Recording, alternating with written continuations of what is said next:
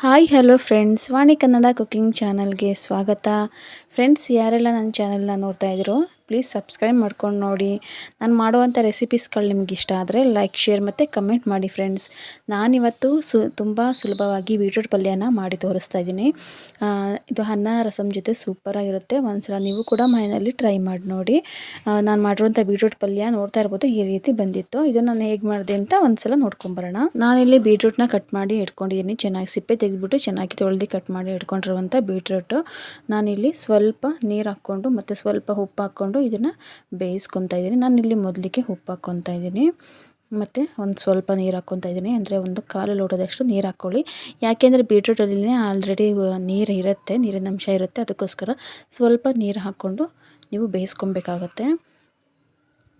ಎಲ್ಲ ಮಿಕ್ಸ್ ಮಾಡಿಕೊಂಡು ನಾನು ಒಂದು 5ರಿಂದ 10 ನಿಮಿಷ ಇದನ್ನು ಚೆನ್ನಾಗಿ ಬೇಯಿಸ್ಕೊತೀನಿ. ಈ ಕಡೆ ನಾನಿಲ್ಲಿ ಬಾಣಲಿ ಇಟ್ಕೊಂಡಿದ್ದೀನಿ. ಬಾಣಲಿಗೆ 1 ಸ್ಪೂನಷ್ಟು ಆಯಿಲ್ ಹಾಕ್ಕೊಂಡಿದ್ದೀನಿ. ಅದಕ್ಕೆ ನಾನು ಸಾಸಿವೆನೂ ಸಹ ಹಾಕ್ಕೊತಾ ಇದ್ದೀನಿ. ಮತ್ತು ಕಡಲೆಬೇಳೆ 1 ಸ್ಪೂನಷ್ಟು, ಉದ್ದಿನಬೇಳೆ ಒಂದು ಅರ್ಧ ಸ್ಪೂನಷ್ಟು ಹಾಕ್ಕೊಂಡು ಸ್ವಲ್ಪ ಕಲರ್ ಚೇಂಜ್ ಆಗಬೇಕು ಅಲ್ಲಿವರೆಗೂ ಸ್ವಲ್ಪ ಹಾಗೆಯೇ ಫ್ರೈ ಮಾಡ್ಕೊಳ್ಳೋಣ. ಮೀಡಿಯಮ್ ಫ್ಲೇಮಲ್ಲಿ ಇಟ್ಕೊಂಡು ನಾವು ಫ್ರೈ ಮಾಡ್ಕೊಳ್ಳೋಣ. ಸ್ವಲ್ಪ ಕಲರ್ ಚೇಂಜ್ ಆಗೋವರೆಗೂ. ಕಲರ್ ಚೇಂಜ್ ಆದ ನಂತರ ನಾನಿಲ್ಲಿ ಸ್ವಲ್ಪ ಜೀರಿಗೆನ ಹಾಕ್ಕೊತಾ ಇದ್ದೀನಿ. ಮತ್ತು ನಿಮ್ಮ ಖಾರ ನೋಡಿಕೊಂಡು ಹಸಿಮೆಣಸಿನ್ಕಾಯಿನ ಹಾಕ್ಕೋಬೇಕಾಗತ್ತೆ. ಆಲ್ರೆಡಿ ಬೀಟ್ರೂಟ್ ಸ್ವಲ್ಪ ಸಿಹಿ ಬರೋದರಿಂದ ನಾವು ಹಸಿಮೆಣಸಿನ್ಕಾಯಿನ ಸ್ವಲ್ಪ ಜಾಸ್ತಿನೇ ಹಾಕ್ಕೊಬೇಕಾಗತ್ತೆ. ಇದನ್ನು ಸಹ ಚೆನ್ನಾಗಿ ಫ್ರೈ ಮಾಡ್ಕೊಳ್ಳೋಣ.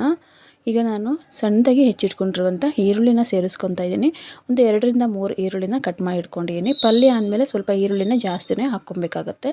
ನಾನು 2ರಿಂದ 3 ಈರುಳ್ಳಿನ ಸಣ್ಣದಾಗಿ ಹೆಚ್ಚಿಟ್ಕೊಂಡಿರುವಂಥದ್ದು ಅದನ್ನು ಸಹ ಹಾಕ್ಕೊಂಡು ಸ್ವಲ್ಪ ಕಲರ್ ಚೇಂಜ್ ಆಗೋವರೆಗೂ ಫ್ರೈ ಮಾಡ್ಕೊಳ್ಳೋಣ. ಈಗ ಸ್ವಲ್ಪ ಕಲರ್ ಚೇಂಜ್ ಆಗಿದೆ. ಇದಕ್ಕೆ ನಾನು ಸ್ವಲ್ಪ ಉಪ್ಪು ಹಾಕ್ಕೊಂಡಿದ್ದೀನಿ. ಆಲ್ರೆಡಿ ನಾನು ಬೀಟ್ರೂಟ್ ಬೇಯಿಸ್ಬೇಕಾದ್ರೇ ಸ್ವಲ್ಪ ಉಪ್ಪು ಹಾಕ್ಕೊಂಡಿದ್ದೀನಿ. ಅದಕ್ಕೋಸ್ಕರ ನಾನಿಲ್ಲಿ ಸ್ವಲ್ಪ ಉಪ್ಪು ಹಾಕ್ಕೊತಾ ಇದ್ದೀನಿ.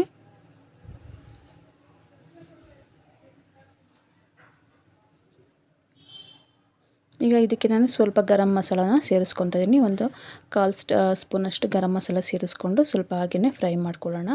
ಈಗ ನಾನು ಬೇಯಿಸಿಟ್ಕೊಂಡಿದ್ನಲ್ಲ ಬೀಟ್ರೂಟು ಅದನ್ನು ಸಹ ಸೇರಿಸ್ಕೊತಾ ಇದ್ದೀನಿ.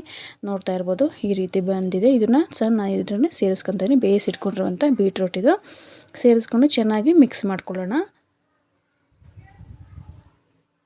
ಈ ರೀತಿ ಚೆನ್ನಾಗಿ ಮಿಕ್ಸ್ ಮಾಡ್ಕೊಂಡ ನಂತರ ನಾನಿಲ್ಲಿ ಕಾಯಿ ತುರಿನ ಹಾಕ್ಕೊತಾ ಇದ್ದೀನಿ. ನೀವು ಕಾಯಿ ತುರಿ ಇಲ್ಲ ಕೊಬ್ಬರಿ ತುರಿ ಯಾವುದಾದ್ರೂ ಹಾಕ್ಕೊಳ್ಳಿ. ನಾನು ಕಾಯಿ ತುರಿನ ಹಾಕ್ಕೊತಾ ಇದ್ದೀನಿ. ಸೂಪರಾಗಿತ್ತು ಫ್ರೆಂಡ್ಸ್. ಒಂದ್ಸಲ ನೀವು ಕೂಡ ಮನೆಯಲ್ಲಿ ಟ್ರೈ ಮಾಡಿ ನೋಡಿ. ತುಂಬ ಸುಲಭ ಅಂತಲೇ ಹೇಳ್ಬೋದು. ಕೊನೆಯಲ್ಲಿ ನಾನು ಕೊತ್ತಂಬರಿನ ಹಾಕ್ಕೊತಾ ಇದ್ದೀನಿ. ಹಾಕ್ಕೊಂಡು ಚೆನ್ನಾಗಿ ಮಿಕ್ಸ್ ಮಾಡ್ಕೊತೀನಿ. ಮಿಕ್ಸ್ ಮಾಡ್ಕೊಂಡ ನಂತರ ನೋಡ್ತಾ ಇರ್ಬೋದು ಬೀಟ್ರೂಟ್ ಪಲ್ಯ ತುಂಬ ಸುಲಭವಾಗಿ ರೆಡಿಯಾಗಿದೆ. ಅನ್ನ ರಸಮ್ ಜೊತೆ ಸೂಪರ್ ಕಾಂಬಿನೇಷನ್ ಅಂತಲೇ ಹೇಳ್ಬೋದು. ಚಪಾತಿ ಜೊತೆನೂ ಸಹ ಒಂದ್ಸಲ ನೀವು ಕೂಡ ಮನೆಯಲ್ಲಿ ಟ್ರೈ ಮಾಡಿ ನೋಡಿ. ನಾನು ಇವತ್ತು ಮಾಡಿರುವಂಥ ಬೀಟ್ರೂಟ್ ಪಲ್ಯ ನಿಮ್ಗೆ ಇಷ್ಟ ಆಗಿದ್ರೆ ಪ್ಲೀಸ್ ನನ್ನ ಚಾನಲ್ನ ಸಬ್ಸ್ಕ್ರೈಬ್ ಮಾಡ್ಕೊಂಡು ನೋಡಿ.